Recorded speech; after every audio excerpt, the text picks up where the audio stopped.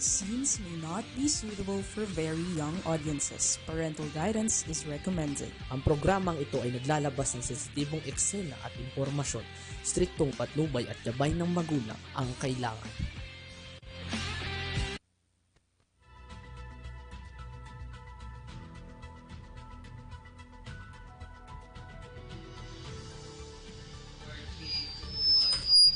Okay, isang magandang tanghali po sa ating lahat mga kakampi.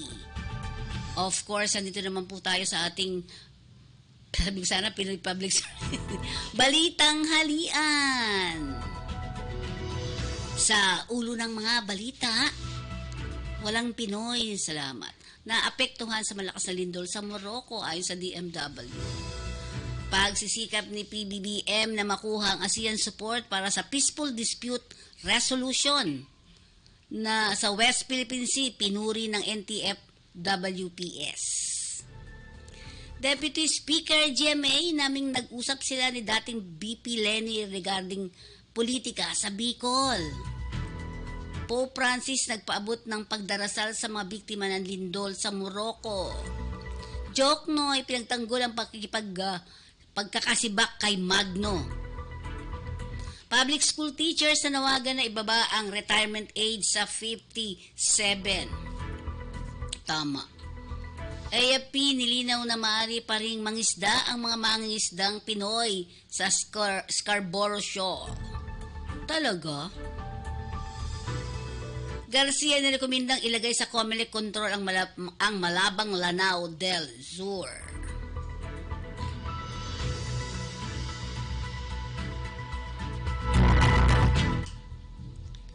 Para naman sa kabuuan ng ating mga balita, mahigpit na minomonitor ngayon ng Department of Migrant Workers ang sitwasyon sa Morocco kasunod ng malakas na lindol na tumama sa naturang bansa at ikinasuwi naman ng mahigit 2,000 katao. Ayon kay Department of Migrant Workers Officer in Charge Hans Layo Kakdak, may mga hakbak ng ginagawa ngayon ng labor attaché sa Rabat kasama ang Department of Foreign Affairs kasama ang Department of Foreign Affairs na kung saan ang kanilang inaalam ang kalagayan ng nasa 2,000 Pilipino ang nasa North African country. Ayon pa sa Philippine Embassy sa Morocco na walang mga Pinoy ang nasugatan sa malakas na lindol. Ngunit patuloy ang ginagawang pakikipag-ugnayan ng mga opisyal ng pamahalaan sa Filipino community sa naturang lugar. Samantala, pinupurihan ng National Task Force on West Philippine Sea si Pangulong Ferdinand Marcos Jr. dahil sa kanyang pagsisikap na muling makuha ang suporta ng ASEAN para sa peaceful dispute resolution sa West Philippine Sea. Sa naturang pulong ay tinalakay kasi ang punong ehekutibo ng ASEAN Summit na patuloy na paninindigan ng Pilipinas ang protektahan ang soberanya at ang territorial integrity nito. Nauna nang hinimok ng Pangulo ang ASEAN na huwag na payagan ang pandaigdigang mapayapang kaayusan sa ilalim sa mga puwersang magsusulong ng hegemonic na ambisyon sa West Philippine Sea. Ayon kay National Security Council Assistant Director Jonathan Malaya, ang ginawang pagsisikap ng Chief Executive na makuha ang suporta ng ASEAN ay lalong magpapalakas sa ating diplomatic efforts na mapanatili ang regional peace and security sa ating bansa. Dagdag pa ni Malaya na nakakataba ng puso ang ginawa ng Pangulo at magsisilbi itong inspirasyon para sa mga otoridad na pagbutihin pa ang pagtatrabaho at protektahan ang teritoryo ng ating bansang Pilipinas. Samantala, kinumpirma na ni dating Pangulo, ngayon ay Deputy Speaker Gloria Macapagal Arroyo, ang pag-uusap ng Sila ay si dating Vice President Leni Robredo. Salita nga dating Pangulong Arroyo kasunod ng mga larawan na nakita sa social media hinggil sa pulong nito kay Robredo. Si Arroyo ay kilalang kaalyado ng Vice President Sara Duterte na running mate ni Pangulong Ferdinand Marcos Jr. Habang natalo naman si Presidential Race si Robredo. Nagkwentuhan lang eh. Nagpaabot ng kanilang pagdarasal ang mga biktima ng magnitude 6.8 na lindol sa Morocco, si Pope Francis. Sa kanyang misa sa Vatican nitong Hulinggo ay pinagdasal nito ang mamamayan ng Morocco. Pinasalamatan din ng Santo Papa ang mga rescue workers na tumulong sa naganap na paglindol.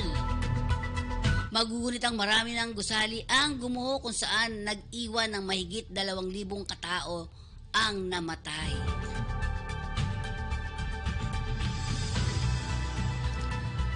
Ipinagtanggol ni Finance Secretary Benjamin Diokno ang pagtanggal ni dating Yusek Cielo Magno. Sinabi nito na temporaryo lamang ang posisyon ni Magno at siya ay hiniram lamang sa akadim. Una nang naghain ng resignation si Magno nitong Biyernes kung saan ayon sa Office of the President na ang panungkulan ni Magno ay nag-expired na. O ang panunungkulan ni Magno ay nag-expired na nitong nakaraan. Magugunita rin na sinabi ng Executive Secretary Lucas Bersamin na tinapos na nila ang termino ni Magno dahil umano sa hindi pagsuporta sa mga programa ng ating gobyerno. Nanguna si Magno sa pagbabago ng pensyon ng mga militar at ang pagsulong nito ng mataas na buwis sa mga pagmimina. Samantala nanawagan ng ilang public teachers sa gobyerno na ibaba ang kanilang optional retirement at age sa 57 upang payagan nilang matamasa naman ang kanilang benepisyo sa pagre-retiro habang sila ay malakas pa. Para isulong ang advokasya na ito ay ipinagdiwang ang World Teachers Month. Humigit kumulang 200 guro ang nagsagawa ng motorcade sa Mandaluyong City ngayong linggo. Umapila naman ang guro para sa pagtaas ng sweldo, pagbabawas ng kanilang oras sa trabaho, pagtaas ng kanilang mga benepisyong medikal, at pagbibigay ng kanilang hazard pay at iba pa. Malaya pa rin nakakapangisda ang mga Pilipino sa Scarborough Shoal. Sa tulong ng mga kinaukulang ahensya ng gobyerno, paglilinaw ng tagapagsalita ng Armed Forces of the Philippines. Sa isang pahayag naman, nilinaw ni Colonel Medel Aguilar na sa kinakahuling ulat, ang ating mga mangisda ay nakapangisda pa rin sa Scarborough Shoal sa tulong ng PCG o Philippine Coast Guard, BIFAR, at NICA o National Intelligence Coordinating Agency. Naunang sinabi ni Aguilar na hinarang ng Chinese Coast Guard at Maritime Militia ito ang pagpasok ng mga mangisdang Pilipino sa loob ng kilalang sagana sa marine life.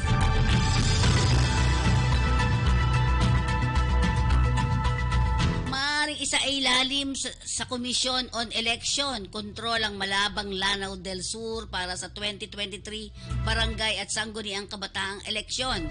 Kasunod ng indiscriminate firing incident sa munisipyo sa paghahain ng Certificate of Candidacy. Ayon kay Poll Chairman George Garcia. Ayon kay Garcia na personal niyang inirekomenda na ilagay ang malabang sa ilalim ng COMELEC control matapos magpaputok ng baril ang 2 individual sa Municipal Hall ng Malabang noong Agosto 31 sa gitna ng paghahain ng COC. Sa isang banda naman, sumuko naman sa mga otoridad ang salarin na umano'y nagtatrabaho para kay Malabang Mayor Alinader Balindong at kasalukuyan silang nakakulong at formal na sinampahan na ng kaso. Yan ang ating mga balita sa araw na ito. Mag-weather update muna tayo.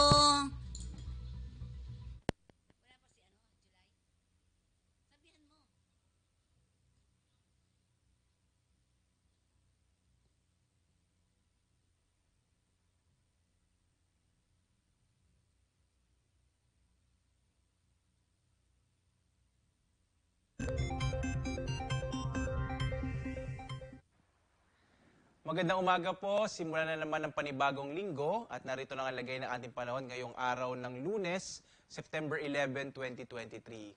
Sa kasalukuyan, base sa ating latest satellite images ay dalawang low pressure area ang ating minomonitor. Isa ho nasa loob ng Philippine Area of Responsibility nasa 875 km east northeast sa extreme northern Luzon, habang yung nasa labas naman ay nasa 1,960 kilometers east-northeast ng Eastern Visayas. Pareho ho nating hindi inaasahang magiging bagyo or maliit yung chance na maging bagyo itong dalawang low pressure area na ito. Bagamat itong nasa labas nga ay nagpapalakas din ho ng hanging habagat na siyang nakakaapekto, partikular na nga dito sa may bahagi ng Mindanao. Kaya inaasahan ho natin magiging maulap yung kalangitan na may malaking tsansa ng mga pag-ulan, partikular na sa may bahagi ng Zamboanga Peninsula. Habang yung trough o extension nitong low pressure area na nasa loob ng Philippine Air Responsibility, inaasa natin magdadala ng maulap na kalangitan na may mga pag-ulan, partikular na sa may extreme northern Luzon, itong bahagi ho ng Batanes at Babuyan Island. Sa iba pang bahagi ng ating bansa, makikita ho natin medyo mainit na tanghali pa rin ating inaasahan, habang malaking tsansa ng mga pulupulong pag-ulan, pagkidat, pagkulog o mga isolated rain showers and thunderstorms sa hapon, hanggang sa gabi o minsan ho sa madaling araw. Kadalasan tumatagal ito na 1 hanggang 2 oras. At narito nga ho magiging lagay ng panahon dito sa area ng Luzon. Makikita ho natin malaki yung tsansa ng maulap na kalangitan na may mga pag-ulan sa may bahagi ng Batanes at Babuyan Islands, habang sa nalalabing bahagi ho ng Luzon, mga pulupulong pag-ulan, pagkilat, pagkulog naman ng mararanasan. Posible pa rin yung mainit at tanghali habang malaking tsansa ng pag-ulan sa hapon hanggang sa gabi. Agwat nga ng temperatura sa Lawag, nasa 24 to 32 degrees Celsius. Sa Baguio, 17 to 25, habang sa Tuguegarao, nasa 24 to 32. Hanggang 33 degrees Celsius naman ang temperatura sa Kamaynilaan, sa Tagaytay, 22 to 32. Sa bahagi ho ng Legazpi, 25 to 34 degrees Celsius. Sa Kalayaan Islands, nasa 25 to 33 degrees Celsius, habang sa Puerto Princesa, hanggang 33 degrees Celsius. Inaasahan din ho natin dito sa may Kabisayaan ang mga pulupulong pag-ulan, pagkilat, pagkulog, habang mainit at tanghali rin ang maaring maranasan. Agwat ang temperatura sa Iloilo, nasa 25 to 33 degrees Celsius. Sa Cebu, hanggang 32 degrees Celsius. At gayon din ho yung temperatura sa Tacloban, hanggang 32 degrees Celsius. Habang dito sa may bahagi ng Mindanao, inaasa natin ang maulap na kalangitan sa may bahagi ng Zamboanga Peninsula, dulot ho ng southwest monsoon o habagat. Habang sa nalalabing bahagi ng Mindanao ay mga isolated rain showers and thunderstorms din ang maaring maranasan.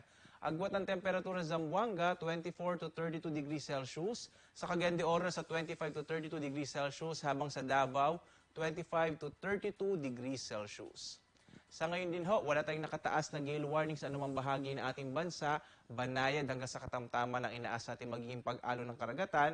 Pero nagpapaalaala pa rin tayo kapag may mga biglaang thunderstorms, posibleng biglang lumakas yung alo ng karagatan. Kaya iba yung pag-iingat pa rin, no, lalong-lalo na sa mga maliit na sakyang pandagat at maliliit na mga bangka. Narito naman ho ating inaasahang panahon sa mga susunod na araw. Sa sunod na 3 araw, makikita ho natin sa Kamaynilaan, sa Baguio, Legazpi, Cebu at Davao. Generally, medyo posible mainit na panahon pa rin yung mararanasan natin habang mas malaki yung chance ng mga pag-ulan sa hapon hanggang sa gabi. Ito po yung mga localized rain showers and thunderstorms. Agwat ang temperatura in the next 3 days sa Kamaynilaan ay mula 24 to 32, sa Baguio ay 17 to 25, sa Legazpi 24 to 33 degrees Celsius, dito sa Cebu nasa 25 to 33, habang sa Metro Davao 24 to 33 degrees Celsius. Ang araw ho natin ay sisikat mamayang 5:45 ng umaga at lulubog mamayang 6:01 ng gabi. At para sa ating mga latest update, lalo na ho sa mga thunderstorm advisories, sa mga heavy rainfall warnings, para tayong mag-follow o mag-subscribe sa ating... Sige. Okay, balik naman tayo sa ating mga balita sa labas ng ating lugar. Yan, tingnan natin, Sir Jeff. Okay, dito sa may Aurora Overpass. Kailan yan?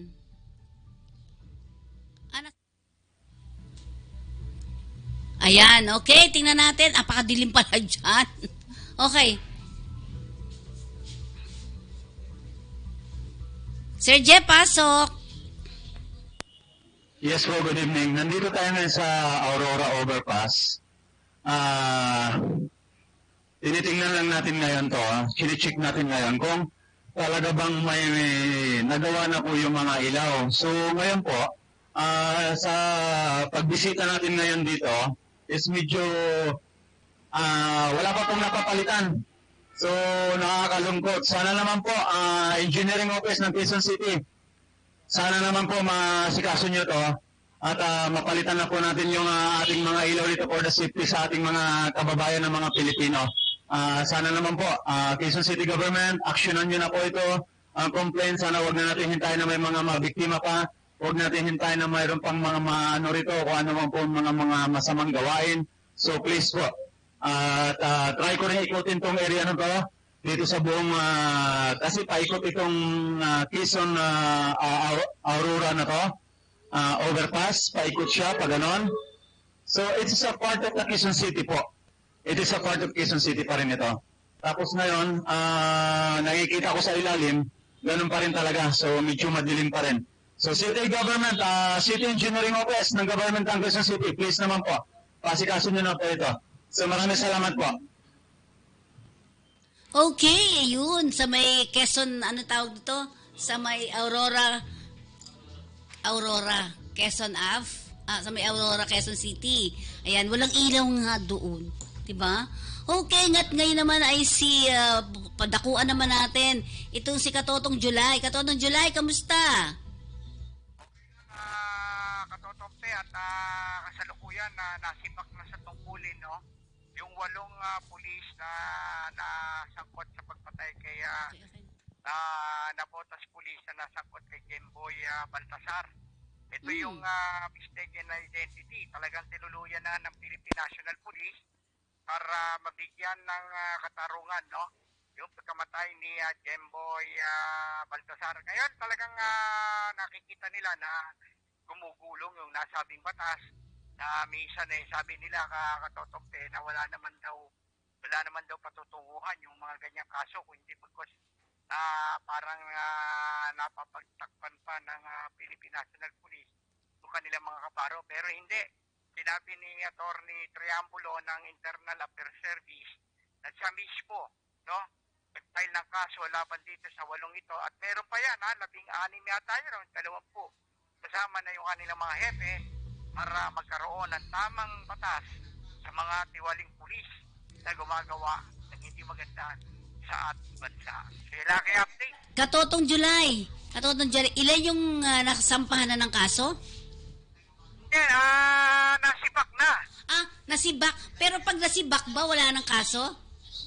Ibig sabihin, hintay na lang yung yung penalty provision nun kung anong ilang taon sila makukulong at papipulis yung kanilang mga sweldo. Hindi na sila makakasweldo at saka makakakulong na sila. Yun ang nun.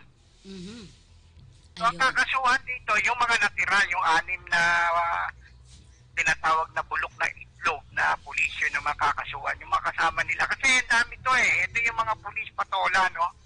O pulis na palpak na lumalabag sa tinatawag na PNP law o batas ng pagkapulis.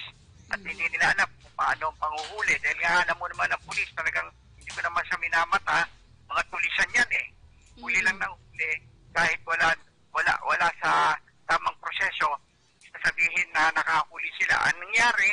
Mistaken na identity, kawawa naman si Jemboy Baltasar, pati yung nanay niya, umiiyak na abroad, hindi akalain na mabibiktima pala na tinatawag na Paul Guy, yung kanyang anak. So, kinatuwa naman ng mga pamilya Baltasar na talagang sinangayunan na, no?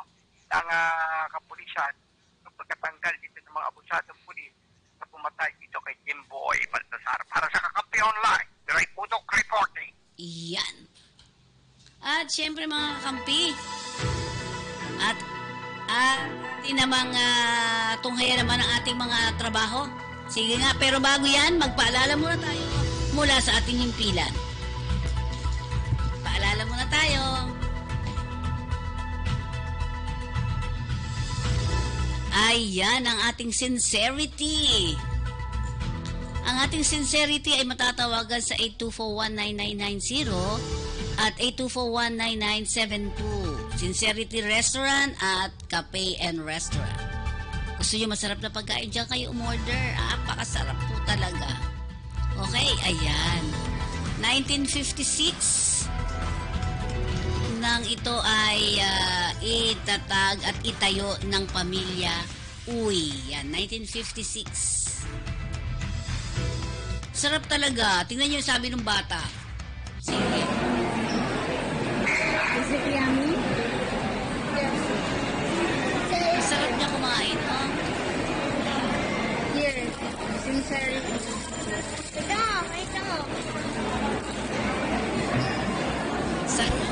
Sarap ng kain eh. Yeah, stop re-record. Ang sarap-sarap kumain, ano? Oh. Diba? Continue eating. At syempre, ang tubig, absolute. May pang-family pack. Pang-family pack. Ibig sabihin, absolute pure distilled drinking water. Meron 6 liters. May 8 na nga yan, nakita ko eh, di ba? Ayan. Tingnan nga I natin. love this water.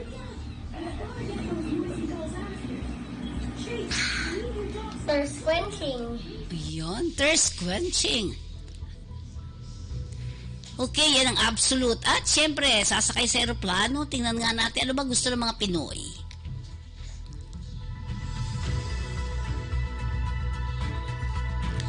Ayan. Sige. Minsan ang pag-ibig,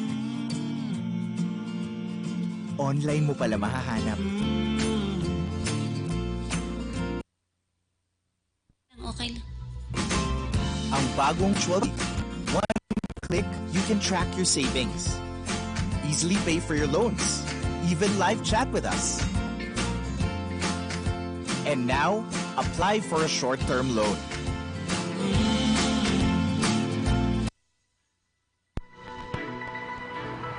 Okay, at syempre sa ating trabaho, patrol. Oh, yun ang aeroplano ko? Ha? Narinig ko yung aeroplano.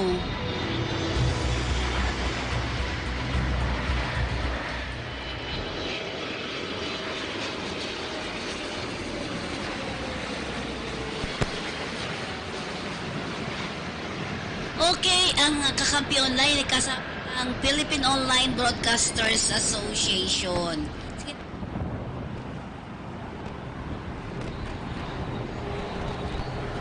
Ay, muna.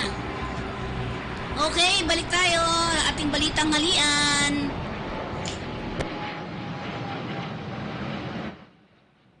Ayan, ang ating balitang halian ay handog sa inyo ng ating kakampi online. At pansamantala pong kami po nasa kakampi live muna dahil tayo po ay nahack ng isa na namang Indiano. Okay? So sa ating trabaho patrol, ayan. Ayan, medyo yun. Okay, Dubai Coating Limited, Dubai United Arab Emirates, yan. LBS pa rin, no? LBS Recruitment Solution Corporation. Ang kailangan nila ay blaster and painters. Yan. Diba? Dubai Coating Limited is a UAE-based specialist surface preparation and coating company with a strong presence in the ship repair industry. Okay? Paano nga ba? Yan. LBS Recruitment Solution Corporation ay ito'y matatagpuan sa bandang 610 Gochanco Building, TM Calao Street Corner, MY Orosa Street, Ermita, Manila. Ayan, LBS Solution. You can apply for arms.lbsrecruitment.com.ph or apply DDW at lbsrecruitment.com.ph. Tandaan po natin, wala pong sisili niyan ha. Free po lahat yan, kahit mag-ingat po tayo sa pag may humihingi sa inyo ng kabayaran habang kayo ay nag-a-apply. No placement fee. Next natin, ayan, job vacancies for Hungary. International Resource Incorporated, they need cheese manufacturing and package worker. Yan. Qualification, male secondary education level, height at least 160 cm, must have working experience in the same industry. Yan po, Perido. Email your detailed resume and passport copy to perido4hungary@gmail.com with email subject position. Kung ano yung mga ina-apply natin. Ito, cheese manufacturing and packaging worker. For manpower pooling only, no fees in any form and or purpose will be collected from the applicants. Beware of illegal recruitment. Okay, yan ang ating balitang halian. Mga balita para sa ating lahat. And of course, ang ating kaperahan, may pera ba kayo? Parang ako wala. Okay, ayan. US dollar natin ay pumapalo at pumapatak sa 56 pesos and 67 centavos. Samantalang ating euro ay pumapalo na naman 60 pesos and 72 centavos. Ang British pound ay 70.77 centavos. Ang Australian dollar is 36.23 centavos. Canadian dollar ay pumapatak ng 41 pesos and 51 centavos, habang ang Singapore dollar, 58 pala, 41.58. Ang Singapore dollars ay 41.55. Ayan. Swiss franc ay 63 pesos and 54 centavos. Ang Malaysian ringgit ay 12 pesos and 12 centavos. Samantalang ang Japanese yen ay 0.3856. And, Ano? Okay, sige. Successful prosecution of human trafficking cases. Ito po ay isang critical analysis ng ating prosecutor Jesse Melendez Bautista. Okay? So, yan po yung ating kabuuan ng ating kakampi. Balitang halian dito sa ating kakampi online. Okay? Meron pa ba? Okay, at tayo muna yung magpaalala mula sa ating himpilan.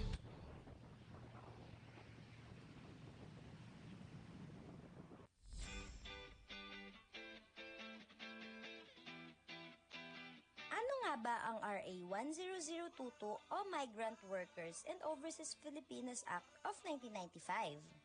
Ito ay batas na nakatuon sa proteksyon at pagsulong ng kapakanan ng ating mga kababayang OFW. Bakit nga ba mahalagang malaman ng bawat manggagawang OFW ang mga ito? Dahil ito ay makakatulong upang malaman ang mga karapatan bilang isang manggagawa tulad na lamang ng mga sumusunod. Pagbabawal sa paniningil sa mga manggagawa ng illegal recruitment fees at iba pang panggastos. Malayang paghahanap ng trabaho at paghahanap ng mapapasukang hanap buhay. Karapatan sa laban panghimasok sa pansariling pananahimik. Karapatan sa pamamahinga at paglilibang. Confidentiality at pangangalaga sa mga personal na datos at impormasyon ng manggagawa. Alamin ang iyong bansang pupuntahan at pagtatrabahuhan.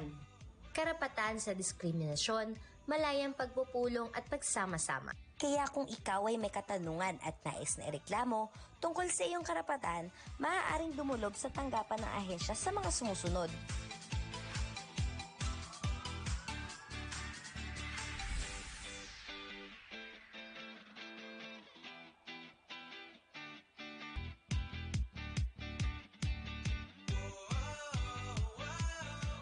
Ngayong alam mo na ang kalagahan ng iyong karapatan bilang isang manggagawa, huwag hayaan na ikaw ay busuin at ipaglaban ang iyong karapatan.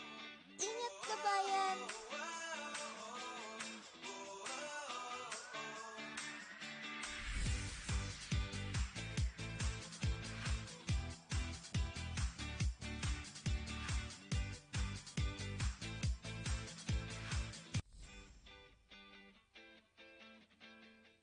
Kumusta?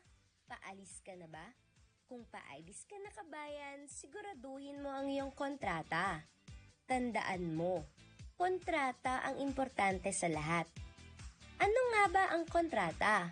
Ang kontrata ay kasunduan ng OFW, ng employer at ng ahensya. Ito ay pinipirmahan ng OFW at ng illegal na kinatawan ng ahensya bilang patunay na sila ay nagkakasundo sa nakasaad sa kontrata na may kinalaman sa pagtatrabaho ng OFW sa magiging employer nito. Bakit mahalaga na may kontrata? Ang kontrata ay isang proteksyon ng mga OFW dahil nakasaad dito ang kanilang mga karapatan, katungkulan, kalagayan ng pagtatrabahuhan, termino ng kontrata at benepisyo ng OFW. Ang di pagsunod sa kontrata ng sinumang partido ay isang paglabag sa batas at maaaring batayan ng paghabla ng kaso.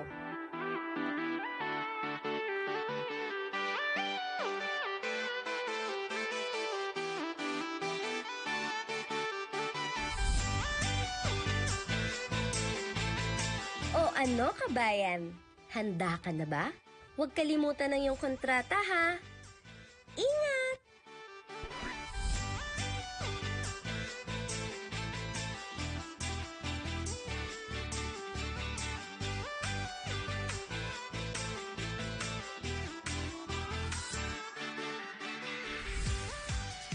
Okay, at pansamantalang bago tayo matapos, kailangan muna natin makuha ang report galing sa labas ng ating Katotong July. Katotong July! Naparitigil itong campaigning, no? Yung premature campaign ng Commission on Election kay Chairman George Garcia. Talagang hinahamon niya itong mga pasaway at matitigas na ulo na yung mga binigay niyang 10 Commandments na bawal ay kailangan sundin, no? At saka ito, hindi nila nasunod. Sigurado sinabi naman ni Chairman Garcia na sila kung hindi sa kulungan, disqualified sila sa nasabing pagtakbo. Kaya nananawagan siya paulit-ulit, walang buktat hanggang patapos ang eleksyon na lahat ng sinabi niya 10 utos ay kailangan sundin para hindi sila makabiolate sa Omnibus Election Code. Yan ang aking update para sa Kakampi Online. July Pudo, reporting. Maraming salamat, Sir July. Okay, at dito po nagtatapos ang ating balitang halian sa araw na ito ng Lunes. Antabayanan po nyo kami sa iba't ating pang mga report. Maraming pong salamat. See you next Tuesday. Bukas po yon.